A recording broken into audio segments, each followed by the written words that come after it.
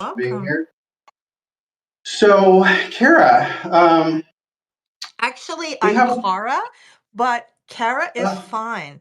We've never actually, I don't think we've ever we haven't talked actually about them. spoken my name out loud, but yeah, it's Cara. Kara, okay, Kara. So tomorrow we have the second edition of The Road to Published coming out on Ford Knows. That's right. And it's actually going to be Ford Knows or excuse me, The Road to Published is usually it's a paywall. It's a thank you to paid subscribers of Ford Knows to to thank them for their support. But the post going out tomorrow is going to be free for everybody, all subscribers of Ford Knows, and that's because I wanted everybody to get to know you a little bit and to introduce you and your work to them. And we're going to be doing a collaboration in the month of March, which we will talk about a little bit more. But the post tomorrow is going to be what's this?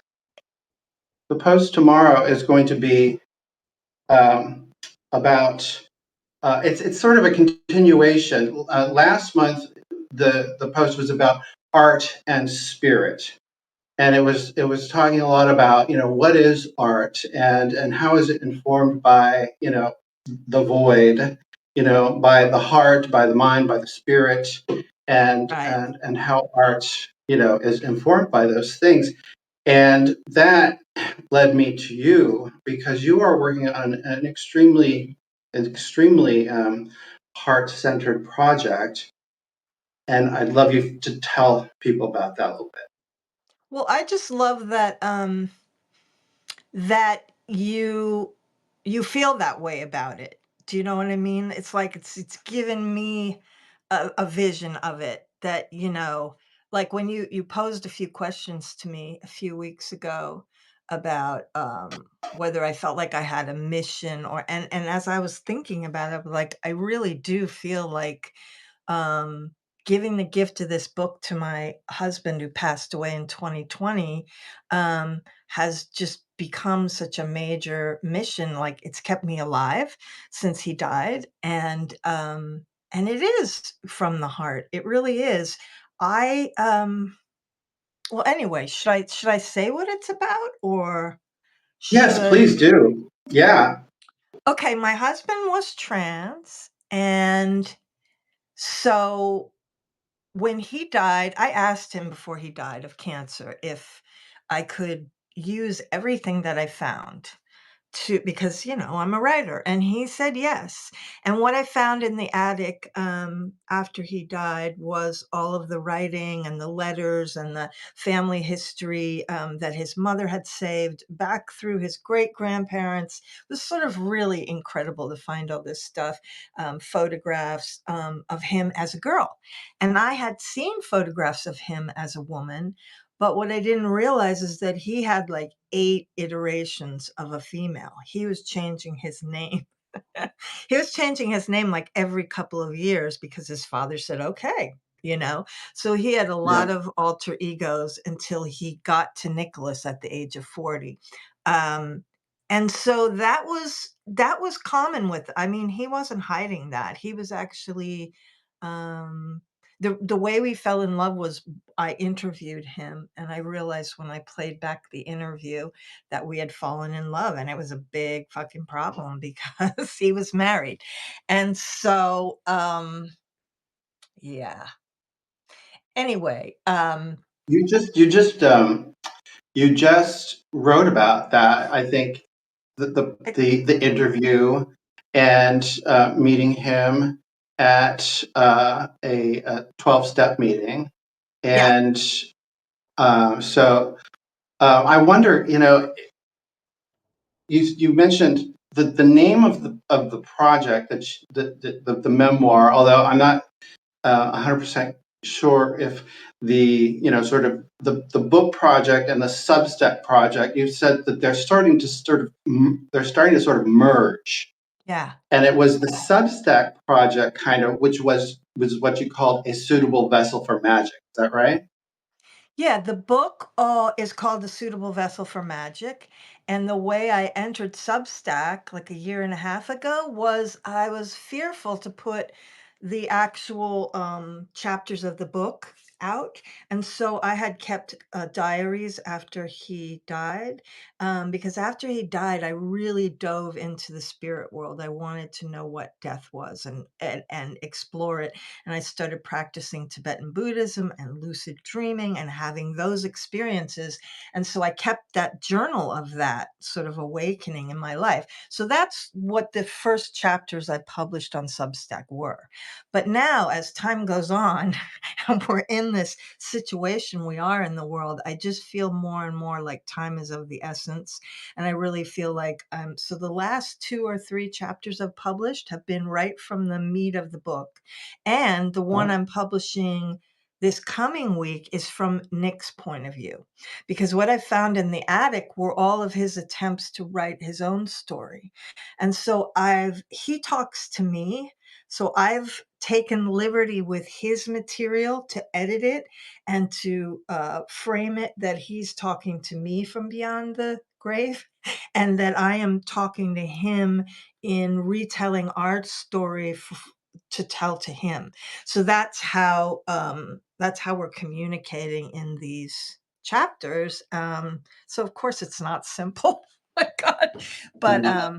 But the chapters are epistolary. They're written as like letters to Nick. Is that right? a lot of them are. Yeah, a lot of them are. And that's what I'm trying to figure out on Substack is like it used to be called Ghost Chapters from the Green Books, because these books that I kept after he died happened to be green. And then I heard Mhm. Jung had red books, somebody else had black books. So I was like, okay, I've got green books. Um, and I was really editing those and serializing them on Substack to see what could go in the main body of the book. But now I'm just like, however I feel, I'm just editing the whole thing and putting chapters up. So Substack is really the editing engine of how I'm, you know, presenting the book and how I'm editing the book. I'm excited to move into his voice because I haven't done that yet. So Yeah. I And is thought maybe. that's actual material? That's actual material that you're pulling from his journals and so forth? Oh, yeah, that's how I realized we were co-creating this, is because, a lot of it is I can read some of that, today, um, because there's a section his voice is beautiful, describing his childhood as a girl, and then a piece where I edited a little to have him talk to me. I feel like I Mhm. really have his voice, so, and I ask a lot of permission along the way, like, "Nick, I hope this is okay. I don't remember this," or, "I'm making this up." Like, literally, I'm making this up because it's good for the book. And, I wrote recently that, like, I feel like the book has enough steam now that its ending is gonna write us. Like, it's carrying me now, all that Yeah. legwork of putting the memories down and collecting information, and now it's got a life of its own, which is super cool. How And far into it are you? What? look at all the people who've joined. This is so cool. Yeah, I have yeah. like 400 pages of this book plus the Oh my diaries. God. Oh yeah, it's like, come on. I have way too much material. My thing is like how to edit. I have way too much material. Yeah, yeah. Yeah. Well, it's a big project because it's the story of Nick's life from when he was little Jennifer Grimshaw to all the iterations. The point what I was gonna say was Nick tried on all these different identities, all these different names, and so forth. In much the same way you said that he loved to wear suits, bespoke suits, and dress up and do special things with his buttons and change out, the standard buttons with mother of pearl and all of that. And so I wonder if these names and these identities and so forth were kind of in the same way that he was trying on sort of different identities as he was making his way ultimately to Nick Grimshaw and your husband. You know, he was the bravest person I've ever met, and we would go we met in AA, but then I was just writing that we were at a DA. I joined DA, which is the money program, the 12-step program that Yeah. deals with money and self-worth. And every night around the table, you would say, for the coming week, I'm going to do this, and you would create an affirmation like, I love Capital One, and Capital One loves me, or whatever it was. And he would always pause and get all gleamy in his eyes and say, "Surprise me." And I was just like, "Oh my God," to like tell the universe to surprise you and that you're ready for whatever's coming. Whoa. I was really probably fell in love with him then, but didn't know it until I listened back to the recording of our interview. And I was like, oh, fuck, no. Um, so I tried to keep it under my hat for a while because I knew I could hear the way we talked to each other that we had fallen in love, and he agreed after a couple Yeah. hours. Yeah. Yeah. Yeah. Yeah. I saw that was in the chapter that you just posted actually on It was, on and it's really interesting to post such intimate stuff. on that. Yeah. It's really interesting because Yeah. not that I care about the reaction, but it's always nice to get, like, affirmation that people are like, "Oh," they can feel it. They can feel it transfer from us to the Yeah. page, and yeah. It's unique. I don't think I've never heard of a story where the wife of a trans man, talked about your life together. And how long were you actually together We were before together Nick? for 5 years, but I knew him as a friend. I was friends with him and his wife, and we were in a pretty close circle in AA, and then we got surprised by like, "Oh, shit, this is happening," and, like, we've gotta catch up because we had no idea this was happening, but other people must have known, and but it was so because transformation to me is like magic, like, I believe his ex-wife was willing to put up with it, but didn't necessarily want it telegraphed, whereas it was, like, literally my favorite thing about him, because, like, this is amazing. You're everything, and you're brave, and life we were always really fascinated about these transformations in life, so huge.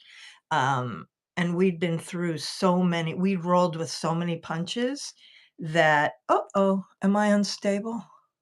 Looks like I'm a little bit. unstable.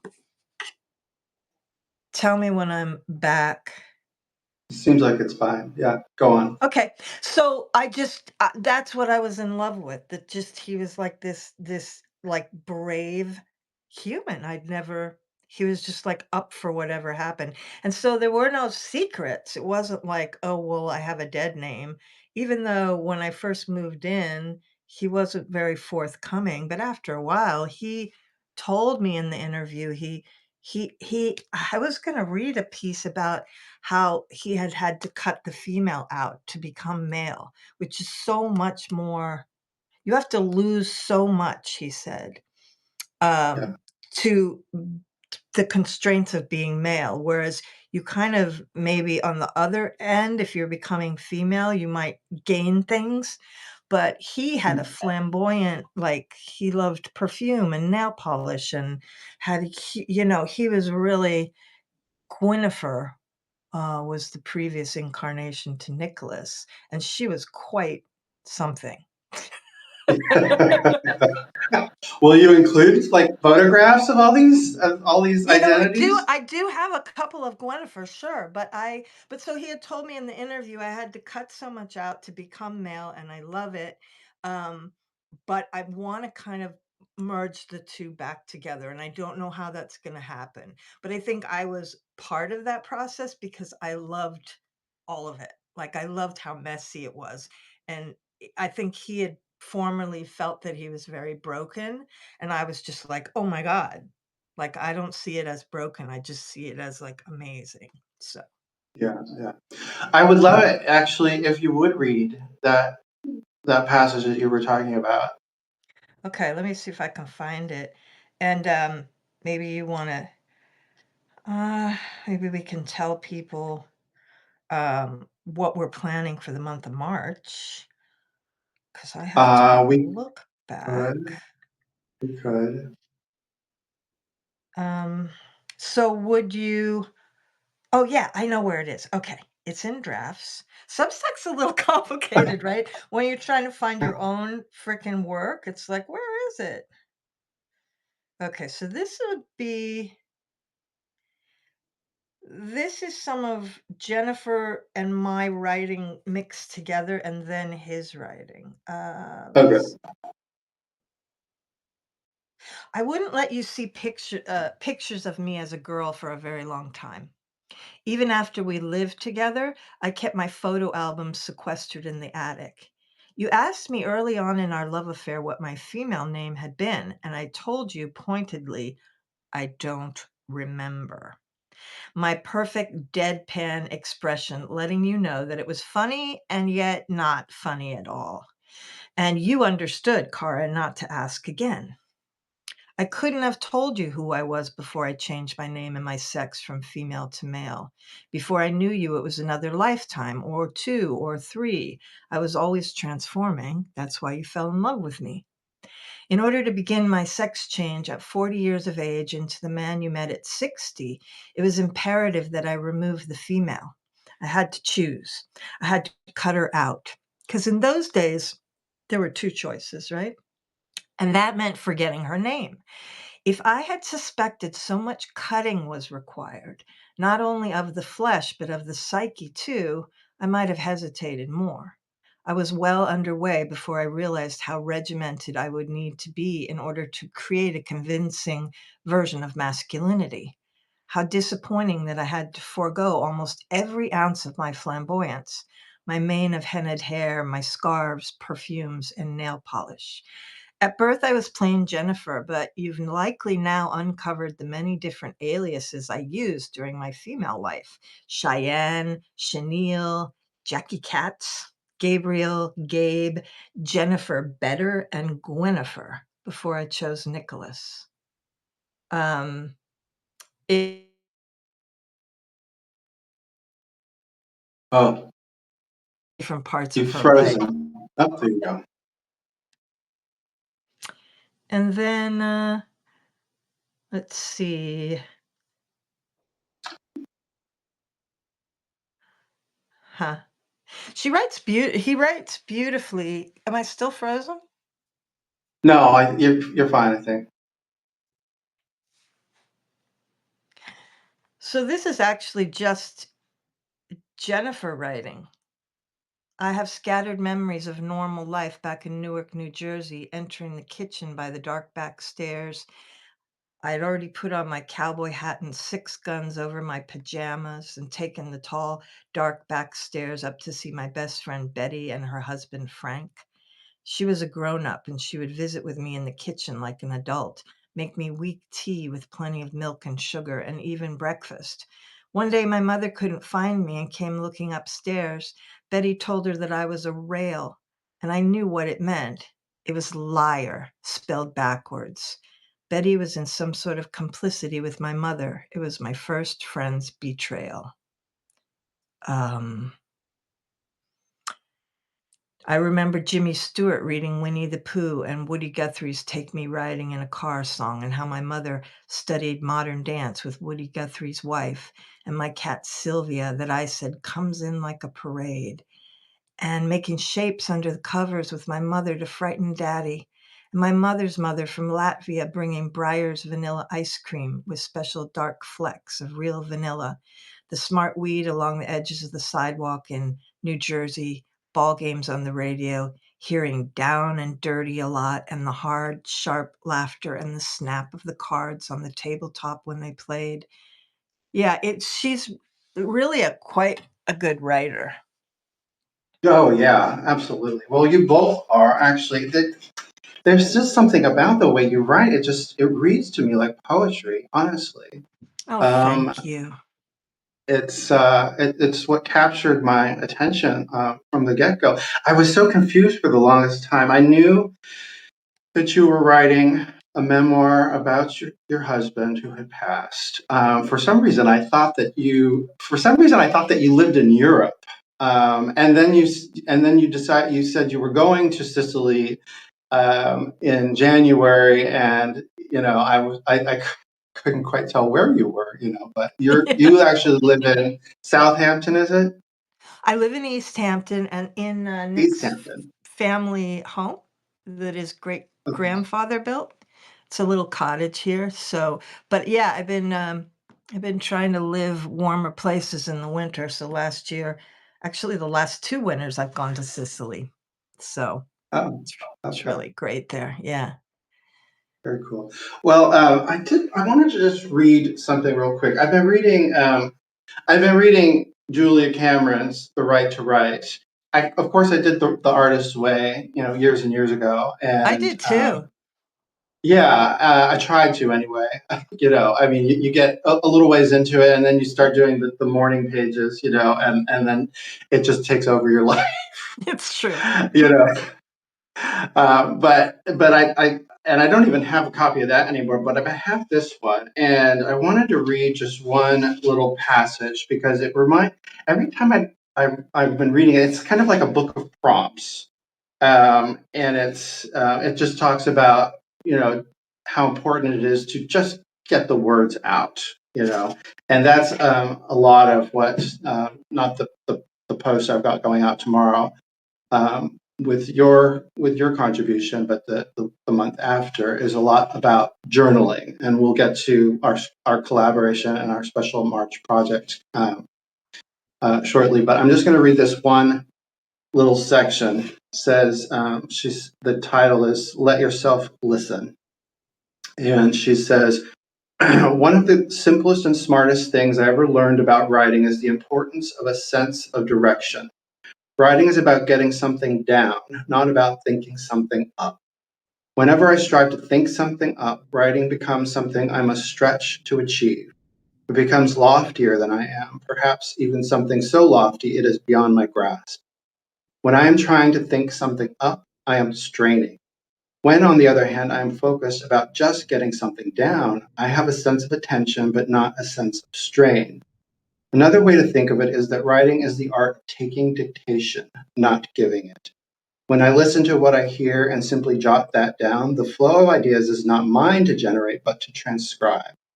When, on the other hand, I struggle to write, it's because I'm trying to speak on the page rather than listen there.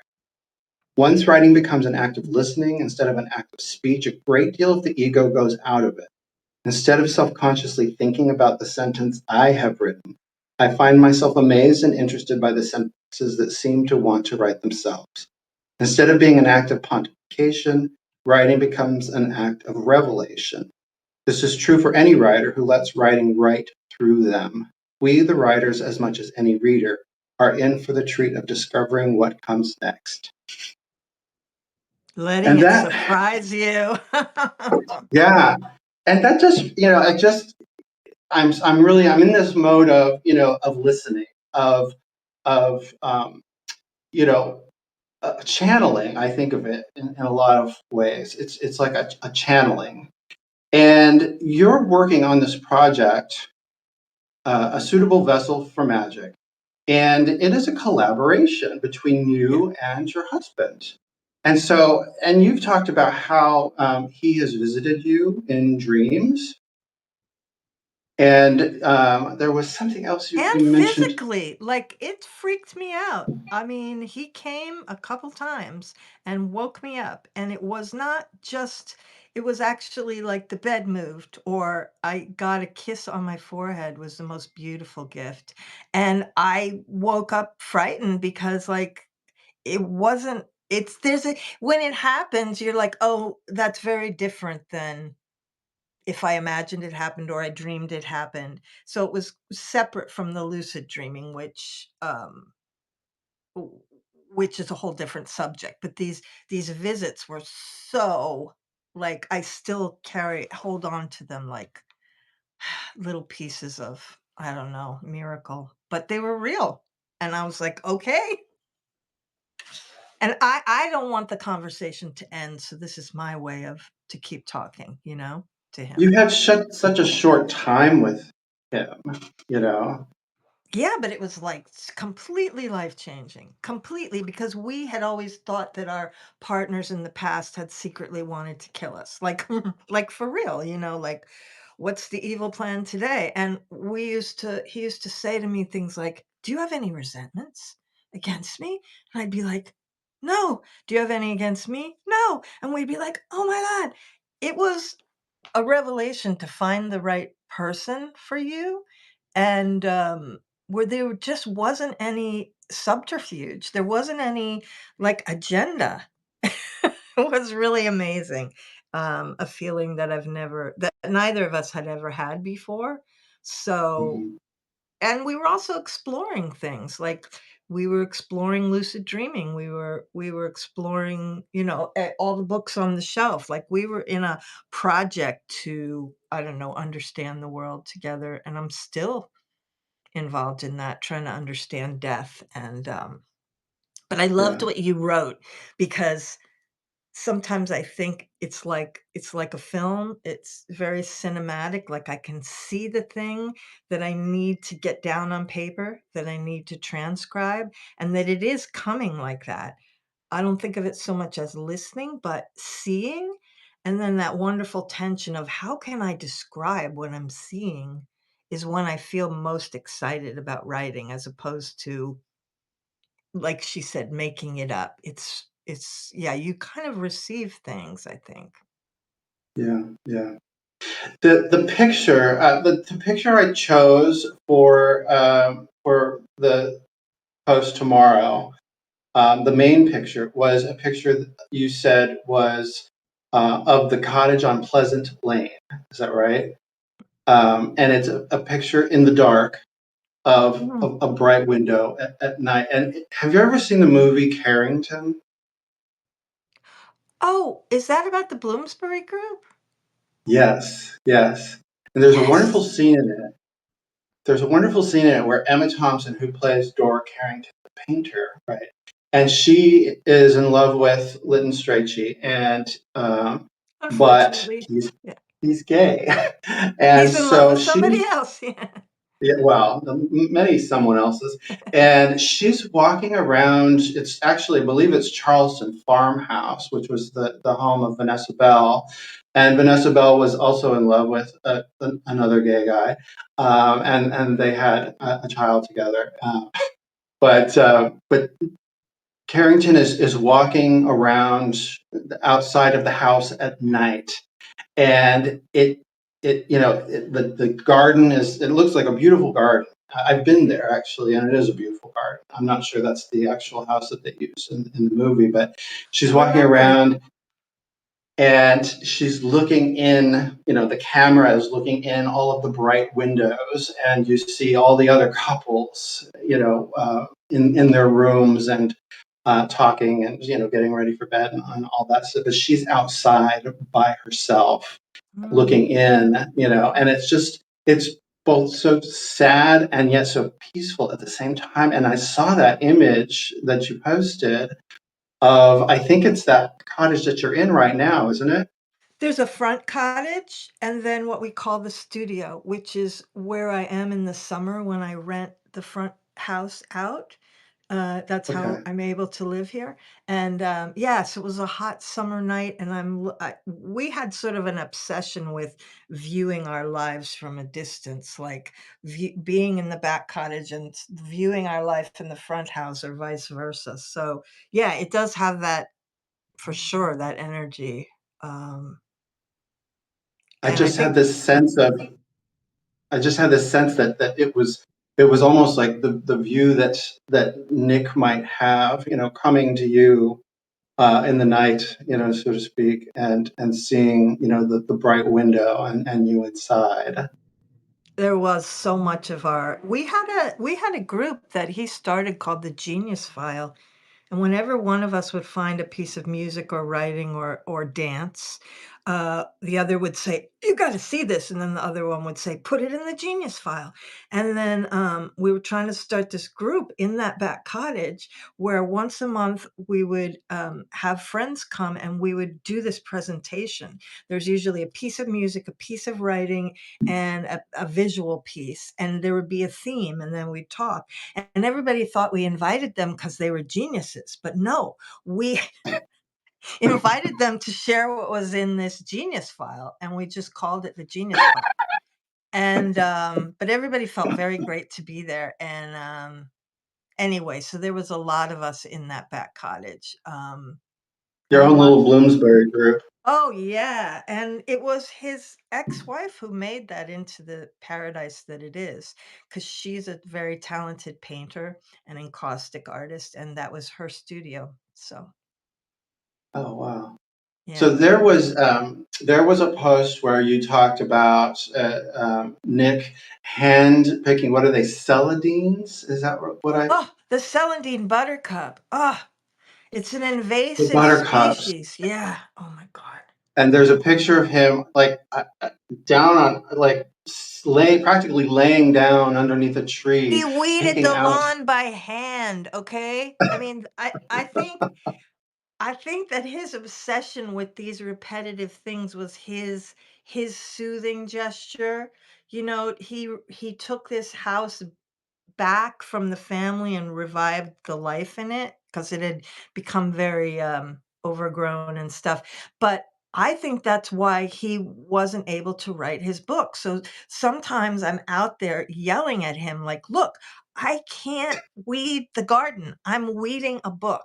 Like I'm a book weeder, and you were like he would be up at like the crack of dawn, these old khaki shorts and knee pads and barefoot, and he would be out in that garden all day long trying to get this. There's no way to get the celandine buttercup out of the lawn. It's impossible, They but that was they his have task. And this we is have something mine. similar in California, actually. The Oh, Bermuda buttercup, oxalis. Oh my God, it goes everywhere. and each It's spring, impossible. each spring I have another heart attack. I'm like, oh my God, what am I gonna do? Like we dug it up one year after he died. We like three of us were out there with shovels, like we can't let this happen. But now I'm just like, you know what? I'm making a book. Yeah, there you go. So let's talk about Writer's Daily Dive briefly, and then we'll talk about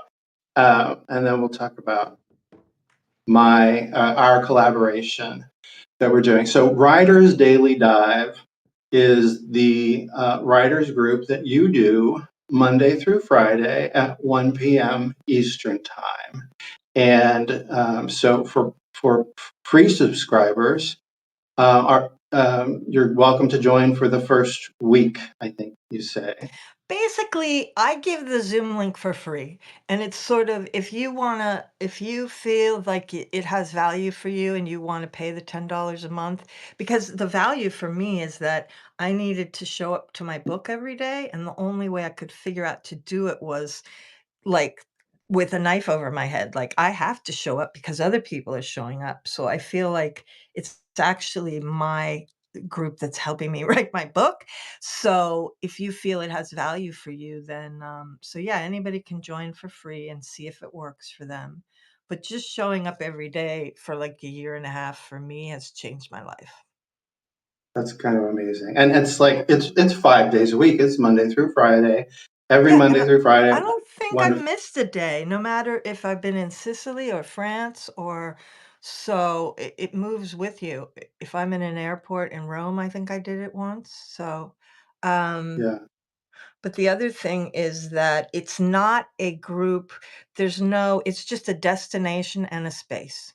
So you don't have to worry. You don't have to read it out loud. You don't have to be working on something. You can come and sit there and suffer. Like it's just space for you. that's wonderful. Yeah, I loved it when we did it. It's you get on the call at 1, you chat for a few minutes, and then you mute and you write for an hour, Yeah, and it's and then really fun and to then you watch don't other even writers. Yeah. And then you don't even share at the end. So, because it's just like, as you say, it's a destination, it's a space. So Right. our collaboration then, what we're going to be doing is because, um, uh, not the post tomorrow, but the post for the Road to Publish, which is my series about basically going from, for myself at any rate, wanting to start writing at a young age, reading Harriet the Spy and saying that's the life for me, and then um, being having writer's block for 34 years before I finally during lockdown actually was able to write my first novel. And so this the road to published is the is sort of a combination of narrative as well as exploration, and it's not a how to, it's a it's an invitation to people to come along on this journey along with me and together, and to explore all these different things that have come up. I'm writing right now. My book Lamb is coming out on June 1st, and so I'm right Wait, now. you've picked a date that far ahead? Like you've committed? Oh, well, I mean, June 1st is like right around the corner. Most people that have their books published know, a year, 2 years, or whatever. I'm publishing independently, so I can pick the date. You know what I mean? But it's actually a very, very short timeline. But so June 1st, Lamb will be available as an ebook, as a print book, and Wow, but anyway, that's so great. all of these things that have come up, I just had headshots done, and that was a mind trip. I'm working with a, Yeah. a cover artist right now, and so Oh, anyway, that's so this amazing. is this is the sort of the story and the invitation to come along on this ride, and for other people that want to do the same thing. And so anyway, so next month is going to be about journaling, because during those 34 years that I had writer's block, the one thing I did do consistently over 3 decades was to journal. And so I thought, after these initial couple of posts, I wanted to, talk about journaling. And so that's why I started reading this Julia Cameron book and so forth. So what we are doing in the month of March, you and I, as a collaboration between Troy Ford and Ford Knows and Carol Westerman and Writer's Daily Dive, is on Saturday mornings, 11 a.m. Eastern Time. Did we pick Saturday? I thought we picked Sunday. Do It you doesn't want to matter do it to me. Sunday? No, no, whatever. You're probably better. You probably wrote this down. So I I, think I I just I defer to you. did. So anyway, okay, we'll say Saturday. Okay, Saturdays Saturday. at Yeah. 11 a.m. We're going to have a free writing group for anybody that wants to join, and whether you're a subscriber of Ford Knows or Carol Westerman Substack or whatever. And but we're going to do it a little bit different, right? We're going to get on the call. We're going to chat for a few minutes, and then we're doing kind of a power write. We're going to do 12 minutes. That was And the as you secret said, you can sauce get an for amazing my amount. yeah, You can that get an was what amazing amount. yeah, Yeah, yeah. written in just 12 minutes. And then, and there will be a prompt if anybody needs it. So, and then, and this will be on a Zoom call, the Writer's Daily Dive Zoom call, Zoom Yeah, the number. Zoom link, yes. It'll be in the post tomorrow. Yeah. And so, and then after the 12 minutes, we're going to share. Anybody who wants to, you don't have to.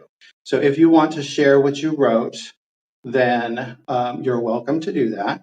And the only feedback we're allowed to give is thank you. Okay. That's all we're going to do. And so it's going to be a little bit, I think, a shorter format than the usual Writer's Daily Dive. It'll be just, maybe, I don't know how long, it will be maybe half an hour, 45 minutes or whatever. But this is an experiment, and a thank you to Yeah. both the people that regularly tune into Writer's Daily Dive, as well as to all the subscribers to Ford Knows, to join us and just have a little fun on the page.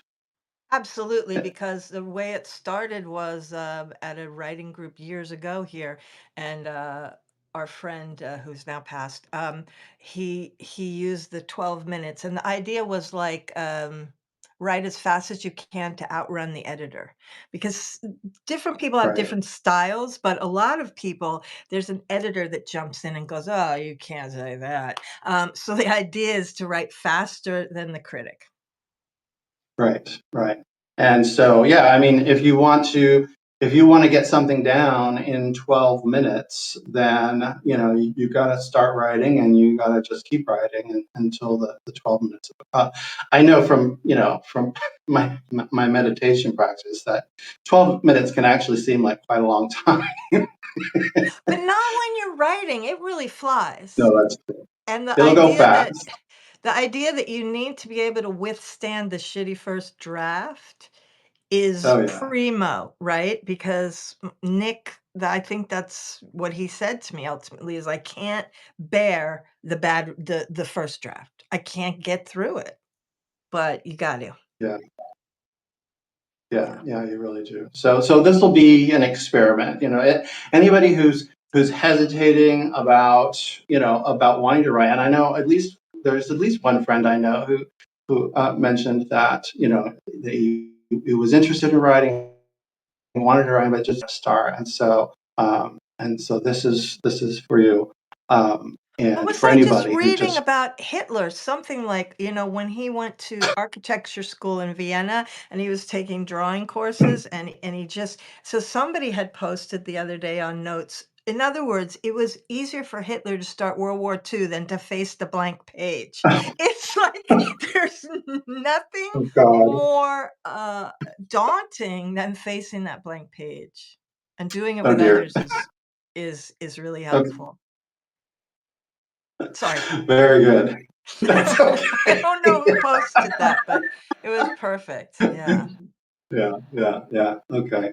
Good. Well, I think, we had a hell of a time getting this call started at the beginning. So we're going to end it here now. But Kara Westerman, thank you. Kara, excuse me, Kara I'll Westerman, accept thank you either. so much. Thank you so much for joining me on this, and Thank thanks for you. everything that we've done together in this last month or so. I've gotten to know you so well, and you truly are a friend, and I've been having such a good time with you. So, I and there's feel the another same video way. on the post tomorrow as Oh, well that we that's had a right. We chat. did another one. We I did mean, another I one as would well. not be doing this without you. I would just be like, oh, no, no, no. So you're really bringing me out. So it's great. It's great. Oh, good. Oh, good. Kisses. All right. All right, kisses to you. All right, and thank you everyone who joined us today. We really appreciate your being here for our first live Substack live session, Cara and I, and thank you all so much for being here. Take care and Bye, be well. guys. Ciao. Ciao.